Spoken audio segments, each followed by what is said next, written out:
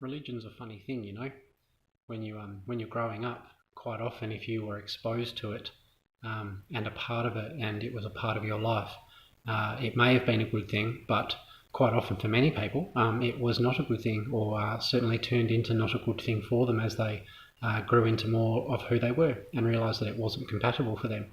But a whole lot of people have never been exposed to religion, have never had religion as part of their path and as part of their childhood. And what I find interesting is that for the folks that have really never been exposed to religion at all, almost 100% of the time, those people do not have a positive view of religion, even though it has not been a part of their path, and they are not speaking necessarily from direct experience from the inside. It is really folks that have come from a religious path that are still potentially a little more open to the benefits of religion as a framework for accessing God, which is its true purpose.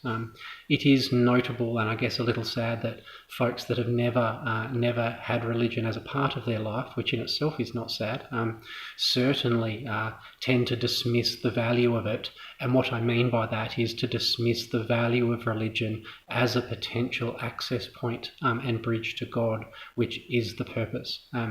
And so we're all really missing out if we don't know about religion or haven't ever experienced it in our lives in that way.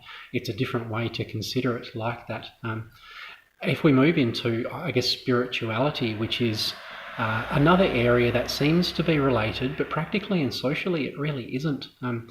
Especially in Western culture today, spirituality is really its own field, its own sector and subject, which of course contains many practices and philosophies and frameworks and beliefs.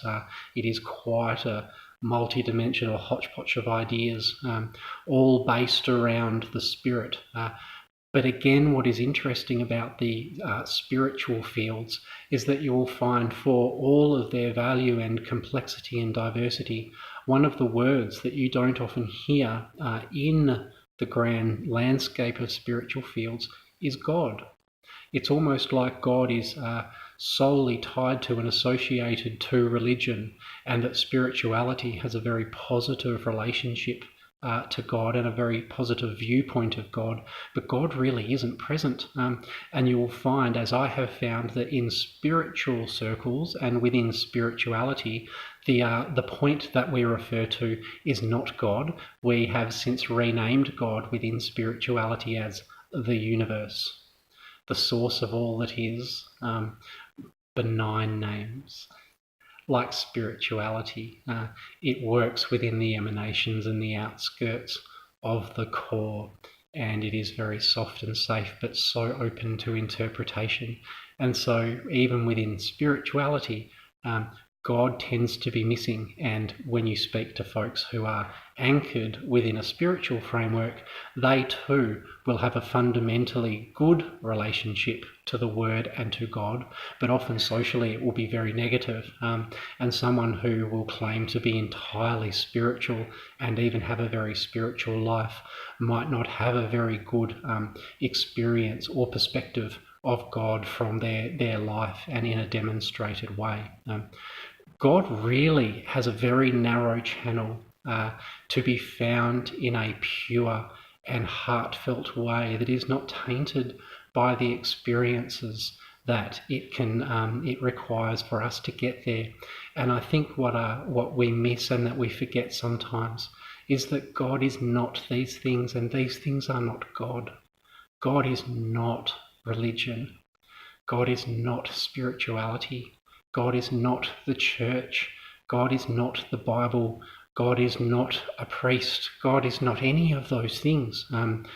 It's just that from day one, when you first heard of God, the first experience you had of God was more than likely one of God's translators or signposts.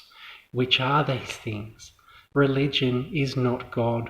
Religion is an expression and celebration of God with the intended purpose of guiding you home. That is what it is and what it should be. And it is the same as the Bible as a resource. It is the same as any of those structures, even spirituality. They are fundamentally designed to help you return home and to reconnect to God. And we encountered these things, and because of the mistranslations and the poor translations of the people that we encountered, because of the processes and the structures and the hierarchies and authority of the church and of organised religion and of organisation around the belief of God. We had such a negative encounter. We had such a negative experience as our heart was leading us to God, and we really hit a wall that our mind and possibly our heart simply couldn't reconcile, because it didn't feel good and it seemed to perhaps be exclusionary or authoritative or segregating or isolating in some way. It maybe just led to more confusion and uncertainty and disconnection, which is the absolute opposite intention and aim of any of those bridges and pathways. Remember that a bridge or a path or a sign are only indications to point you to the goal. The sign, those things are not the goal. All of the resources and expressions of love and expressions of direction are not the goal themselves.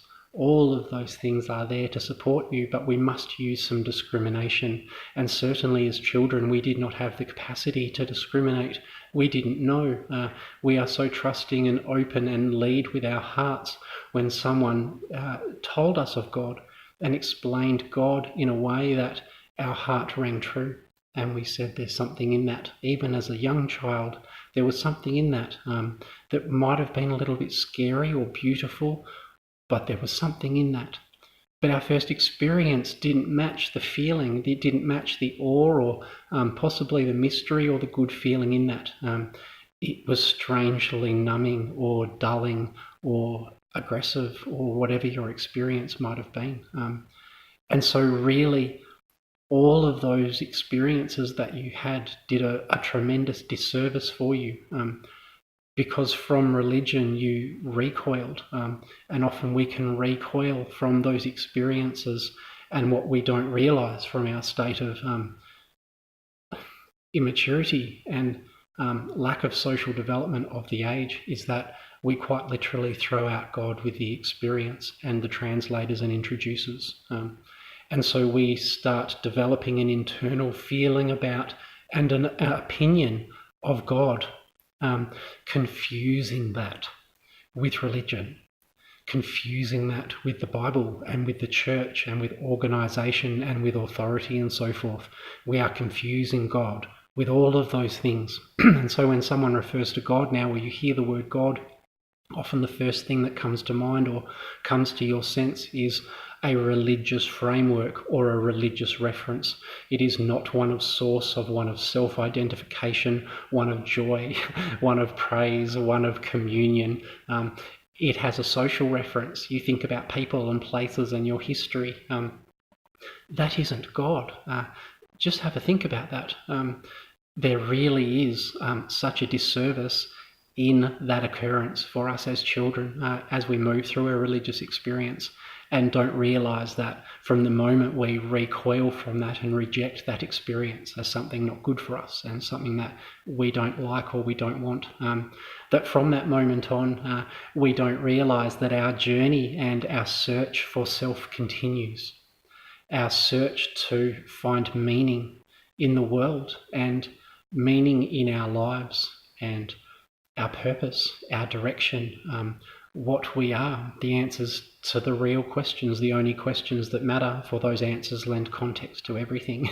We continue our journey of seeking and searching, of asking those questions, not realising that we simply found a bad director, a bad sign at the start, and that it has nothing to do with the goal.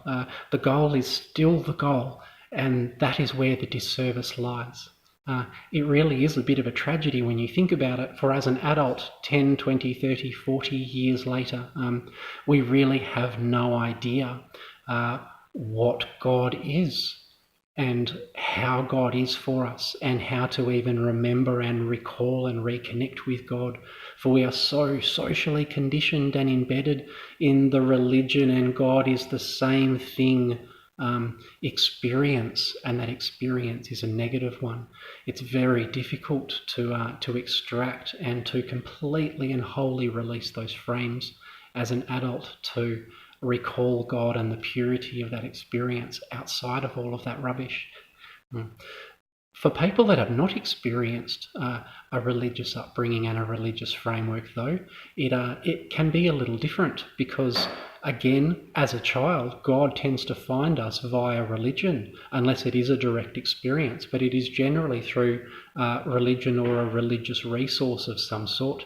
And so without any sort of a religious experience as children, we might have what you would call intuitive or psychic or energetic or even spiritual experiences, supernatural experiences as children, but we don't attribute that to God. And we don't necessarily have a direct reference or relationship to God ourselves and independently. The bridge really is sort of required for most people most of the time. And so we tend to grow up godless without a religious framework, for better or worse, truthful or not. And then even for those reasons, we are sort of God-free in our life, and still seeking meaning. It's not that we've just hit people who said they had the meaning and that they were wrong. For the other half of society who have had no religion, it's kind of a wasteland. It's a bit of a desert of no answers, not just a minefield of wrong and right answers. There's really just nothing. And that generates a very different sense of despair, because you don't even realise that you have it, because nothing in your life has obviously disappointed you or hurt you or deflected you away from God. It's just been an eerie silence the entire time, and you've never really known any different. And the further down that godless track and space you go in your experience of life, the more God looks strange to you, and certainly the more repulsive religiosity looks to you, and religious behaviour. It really doesn't look or feel right at all when you have been in a godless frame of experience your whole life. It's very hard to re-find that or find that for the first time as an adult too. It tends to take a pretty profound experience, something that supersedes whatever your previous beliefs were. And so God it's a very hard one in today's society, really, whether we have come from a religious experience or not, to find God beyond and deeper and outside of those things, and to really appreciate that God has nothing to do with those things. God is something entirely separate. And this is what we do here at Kingdom Training International. Our experience is a very personal and very practical and very real one of God, outside of all of these things, outside of spirituality, outside of religion, outside of philosophy, and all of the practices and organisational frames and so forth that we see everywhere and that we believe are our only access points to God. And this is simply not true. There are many other access points to God, and they are simply not the ones that are being presented to you or have been presented to you. But I assure you they are all readily available, and you may access them now.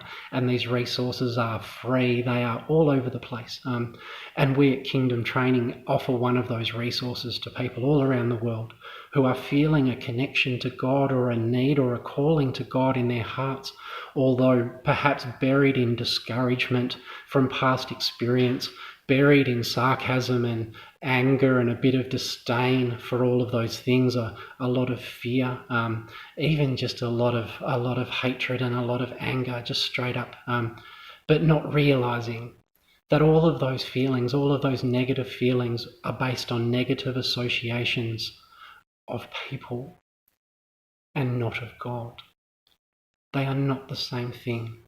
And I would challenge you to question any feeling at all that you have in yourself and in your heart that is not wholly for God, for whatever reason.